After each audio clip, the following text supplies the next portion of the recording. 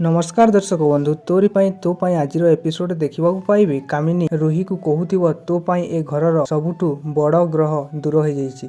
आज देवी मांकर निज हाथ रे आरती करी निजर नुआ जीवन आरंभ कर। आउ एपटे रुही आरती करुथिबो आउ मने मने भाबुथिबो फाइनाली तम झियो को मु ए घरर दूर को पठे देली मां, एबे ए घर भी मोर आउ राम भी। तापरे आरतीटी लिभि जाउछि आउ कामिनी चमकी जाई कहिबे ए सब कोन होउछि।